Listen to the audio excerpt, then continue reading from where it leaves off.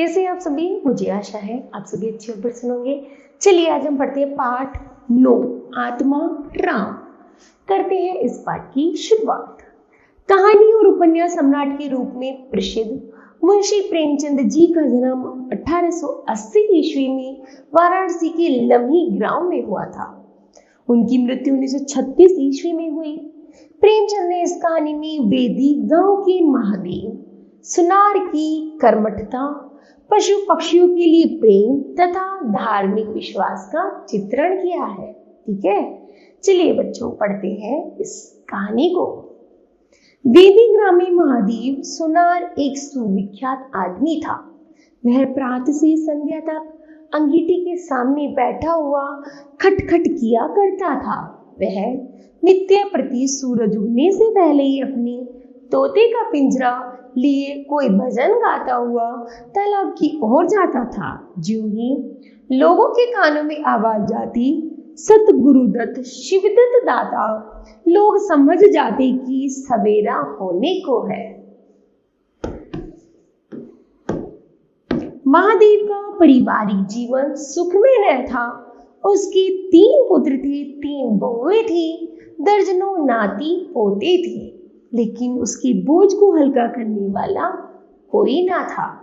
बेटे कहते, जब तक दादाजी जीते हैं हम जीवन का आनंद भोग लें, फिर तो यह ढोल गले पड़ेगा ही।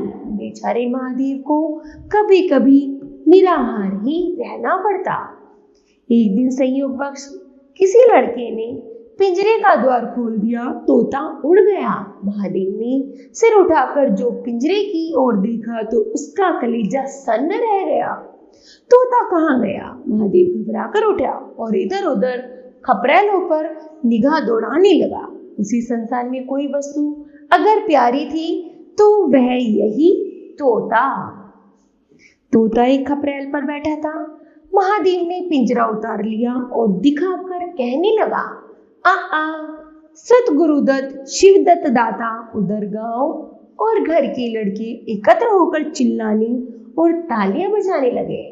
ऊपर से कोने काव काव की रट लगाई। तोता उड़ा और गांव के बाहर निकलकर एक पेड़ पर जा बैठा। महादेव खाली पिंजरा लिए उसके पीछे दौड़ा। दोपहर हो गई थी। तोता फिर उड़ा और वहां से दूर आम के बाग में एक पेड़ की फुनगी पर जा बैठा। महादेव खाली पिंजरा लिए बाग में पहुंचा और फिर पिंजरा उठाकर कहने लगा, सतगुरुदत्त शिवदत्त दाता।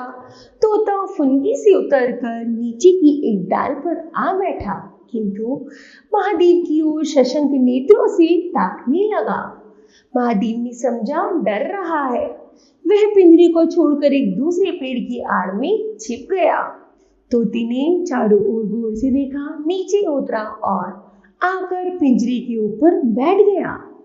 महादेव का हृदय उछलने लगा। सतगुरुदत्त शिवदत्त दाता का मंत्र जपता हुआ धीरे धीरे तोते के सामने आया और लपका की तोते को पकड़ ले, किंतु तोता हाथ न आया। फिर पेड़ पर जा बैठा।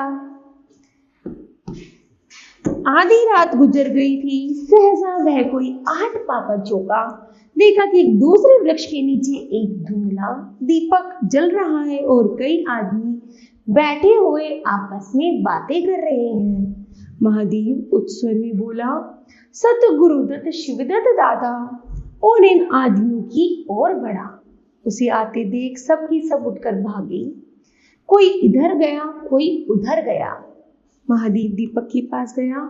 उसे एक कलसा रखा हुआ मिला। उसने कलसे में हाथ डाला तो मोहरे थी। उसने कुछ मोहरे बाहर निकाली और दीपक के उजाले में देखा। हाँ, मोहरे थी। उसने तुरंत कलसा उठा लिया, दीपक बुझा दिया और पेड़ के नीचे छिपकर बैठा रहा। उसे शंका हुई, ऐसा ना हो चोर लौट आए और मुझे अकेला देखकर मोहरे छीन ले। उसने कुछ मोहरे कमर में बांधी, फिर एक सूखी लकड़ी से जमीन की मिट्टी हटाकर गड्ढे बनाए। उन्हें मोहरों से भरकर मिट्टी से ढक दिया। वह वही पेड़ की ओट में छिप गया। अरुणोदय का समय था। उसी समय तोता पैरों की जोड़े हुए ऊंची डाल से उतरा और आकर पिंजरे में बैठ गया। महादेव प्रफुल्लित होकर दौड़ा और पिंजरे को उठाकर बोला, आओ आत्मा राम, तुमने कष्ट तो बहुत दिया पर मेरा जीवन भी सफल कर दिया। अब तुम्हें चांदी के पिंजरे में रखूंगा और सोने से मत दूंगा। उसने एक हाथ में पिंजरा लटकाया, बगल में कलसा दबाया और घर की ओर लौट गया। महादेव घर पहुंचा तो अभी कुछ अंधेरा था। उसने कलसी को अपनी कोठरी में छिपा दिया। जब दिन निकल आया तो वह सीधे पुरोहित के घर पहुंचा। पुरोहित पूजा पर बैठी थी। महादेव को आया देखकर रुष्ट होकर पूछा, क्या है जी, क्या कहते हो, जानते नहीं हम इस समय पूजा पर रहते हैं। महादेव ने कहा, महाराज आज मेरा यहाँ सत्यनारायण की कथा है। पुरोहित जी विस्मित हो गए, कानों पर विश्वास नहीं हुआ। महादेव की घर कथा होनी उतनी ही असाधारण घटना थी जितनी अपने घर से किसी भिखारी के लिए भीख निकालना। पूछा, आज क्या है? महादेव बोला, कुछ नहीं, ऐसी इच्छा हुई कि आज भगवान की कथा सुन लो। प्रभात ही से तैयारी होने लगी। कथा के उपरांत भोज का भी न्योता था। जो सुनता आश्चर्य करता, आज देर में दो कैसे जमे। संध्या समय जब सब लोग जमा हो गए तो पुरोहित जी अपने सिंहासन पर विराजमान हुए तो महादेव खड़े होकर उच्च स्वर में बोला, भाइयों, मेरी सारी उम्र छल कपट में कट गई। मैंने न जाने कितने खरे को खोटा किया, पर अब भगवान ने मुझ पर दया की है। वे मेरे मुंह की काली को मिटाना चाहते हैं।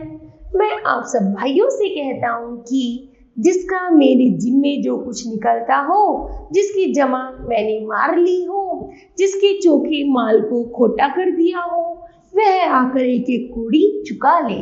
अगर कोई यहाँ ना आ सके तो आप लोग उसे जाकर कह दीजिए, कल से 1 महीने तक जब जी चाहे आए और अपना हिसाब चुकता कर ले। सब लोग सन्नाटे में आ गए। किसी ने अविश्वास से कहा, क्या खाकर मरेगा? हजारों का टटोल हो जाएगा। एक ठाकुर ने ठिठोली की और जो लोग सुरधाम चले गए उनका।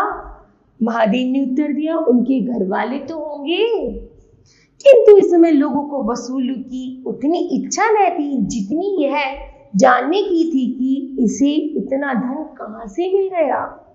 अचानक पुरोहित जी बोले, तुम्हें याद है मैंने एक कंठा बनाने के लिए सोना दिया था, तुमने कई माशे तोल में उड़ा दिए थे। महादेव, हाँ याद है, आपका कितना नुकसान हुआ होगा? पुरोहित जी ने कहा, 50 रुपए से कम ना हुआ होगा।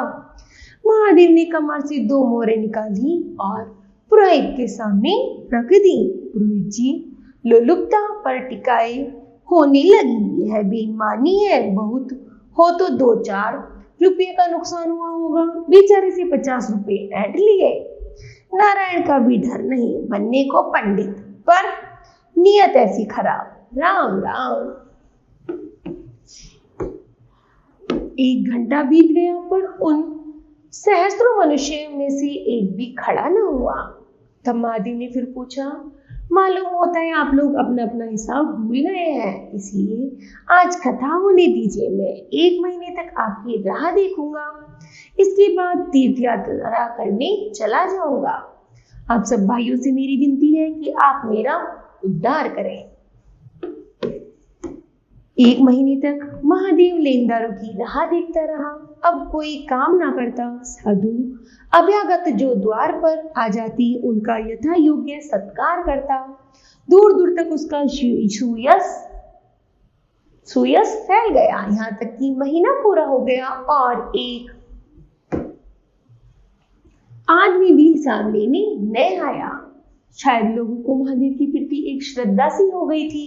अब महादेव को भी ज्ञान हुआ कि संसार में कितना धर्म, कितना सद्व्यापार है। अब उसे मालूम हुआ कि संसार बुरों के लिए बुरा है और अच्छों के लिए अच्छा है।